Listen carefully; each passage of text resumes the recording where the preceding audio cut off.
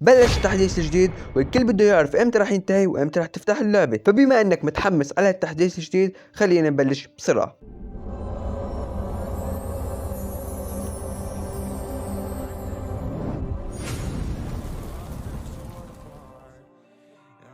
بس قبل ما احكي لك موعد انتهاء الصيانة ببلدك خليني اشرح لك شغلة كتير مهمة. طبعا يا اساطير من بعد ما يخلصوا لك واجهة التحديث راح يحطوا لك هي الصورة مثل ما انتم شايفين قدامكم اللي هي بتحكي عن سيتم انجاز السيرفر قريبا. فبس يا اساطير بدي احكي لكم انه هي الشغلة عادية ولا حدا يخاف ولا حدا يقلق. يا اساطير هي الشغلة بتدل انه الصيانة قربت تخلص ببلدك. فراح نبلش بهدول الدول يا اساطير اللي شايفين قدامكم. كل هدول الدول يا اساطير راح ينتهي التحديث عندهم ما بين الساعة 3 والساعة 4 ظهرا. وبالنسبة يا اساطير لمصر، السودان، ليبيا، المانيا، السويد راح تنتهي الصيانة عندهم بين الساعة 2 والثالثة ظهرا. وبدولة ايران، سلطنة عمان، امارات، طبعا هدول الدول يا اساطير راح تنتهي الصيانة عندهم بين الساعة 4 والساعة 5 عصرا يا اساطير مثل ما انتم شايفين قدامكم. وهلا بنجي يا اساطير لدول تونس، الجزائر، المغرب.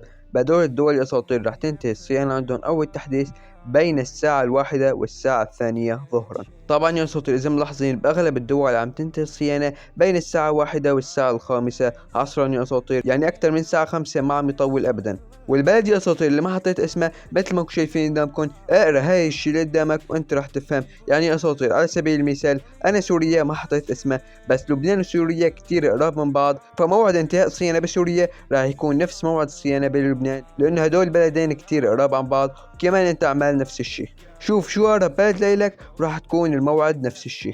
فهاد كان الفيديو اساطير، هاي كانت اوقات انتهاء الصيانة بفري فاير. مثل ما قلت لكم باول الفيديو لا حدا يخاف من كلمة سيتم انجاز السيرفر قريبا، لانه بس مسألة وقت راح تنحل المشكلة. فهاد كان الفيديو اساطير، بتمنى يكون عجبكم. اذا عجبكم حطوا لايك، اشتركوا بالقناة، شوفوا جديد والسلام عليكم.